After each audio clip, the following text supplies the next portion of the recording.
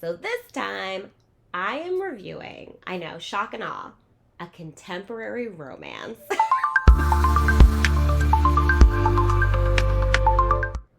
Hello, bookish readers. My name is Medallio.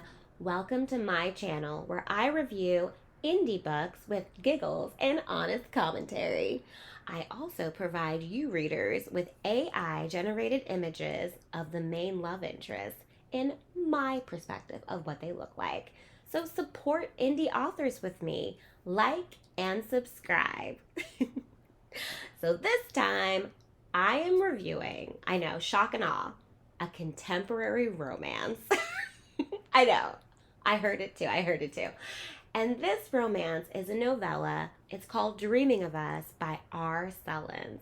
This is my first time reading a book by Sullins, and it won't be my last. It was really, really well done, especially for a novella. So, but thank you, R. Sullins, for allowing me to read your story. My question to you, romance lovers. Do you believe in soulmates? In one true loves? I'd like to know what you think, so drop a comment. Spice level. Okay, so for this one, I gave it one pepper and a kiss. Only because the open door smack scenes were short and few. However, the intimacy between the characters made up for all of it, honestly. Intimacy. Star rating. I gave this 4 stars because it was well written, great plot, it really took me into the story, and the characters were written really, really well. Summary. Let's get into the plot. The story starts with Braylin. She's in high school. She's a freshman and she is doing what all of us teenage girls did back in the day. She is pining for the star quarterback, Colton Hammond. He's a good 4 years older than her. Uh, Braylon and her friend Tori, they're sitting together on the bleachers while Braylon is just daydreaming away about Colton and how much she wants to be with him so badly. And they're remembering the fact that he's a senior this year. That means Braylon's going to have to go through a whole 4 years of high school without him. And she's heartbroken.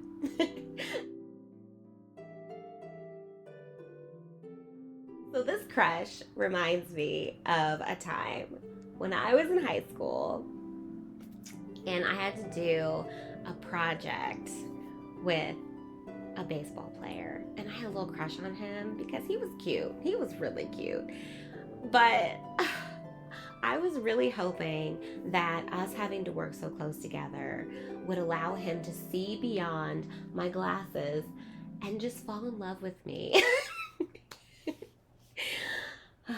I had such high hopes for love back then. Back to the story. So we fast forward through, and Braylon is still living in town, and she works at a bank that's actually just been robbed.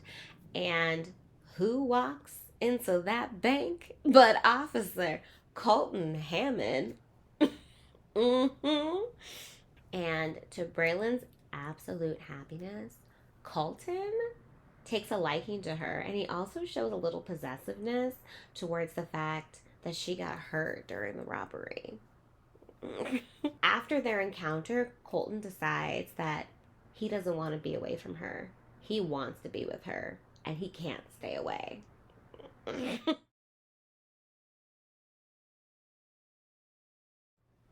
Character analysis.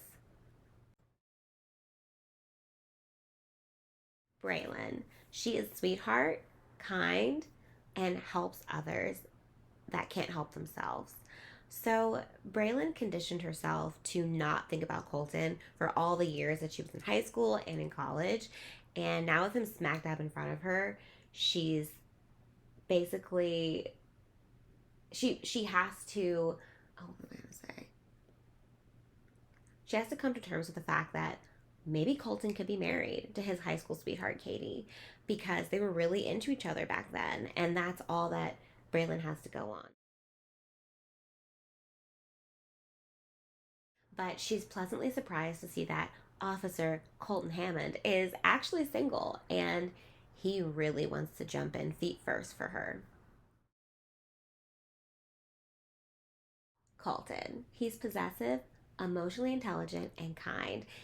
Colton comes across as a one dimensional character for about 2 seconds, and then he just morphed into this morally just possessive, growly man that I really enjoyed reading.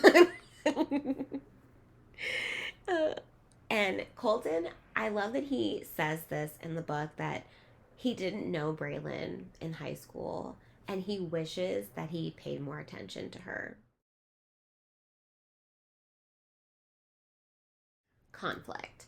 I identified two conflicts in the story. The first conflict is that the bank robbery comes full circle, where one of the robbers actually got away and the police have been hunting him down and looking for him.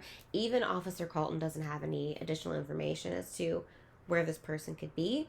So this person tracks down Braylon because they believe that she's the reason why they are being hunted. So they find her at her apartment and they attack her. And it's pretty violent, actually. So yeah, it's not a good scene. And then the second conflict is that Colton's ex-girlfriend Katie, she comes back into the story and we find out a lot more information about their breakup and about what happened between the two of them. Ex-girlfriend. Conclusion. In conclusion, I believe that Braylon and Colton's romance is definitely worth the read, but here are some nitpicky things from me. So I thought that Braylon and Colton were virgins together when they slept together for the first time. But I think that this event was glossed over. I feel like there could have been more to it. I think the tension leading up to it was really great because we had their romance that was basically the whole foreplay. But I don't know, I feel like the event it didn't last very long. And I just wasn't sure if Braylon was also a virgin. I wasn't really sure about that. It wasn't really explicitly said. However, I did like that the author had Colton losing his virginity for the first time in his point of view. I loved it. And I don't think that we get that very often. I think that we more so get the female's point of view because she's always the one losing her virginity, of course, in these romance novels. But I did want more of Colton's POV. I always want more of the guys' POVs. And there was one last thing.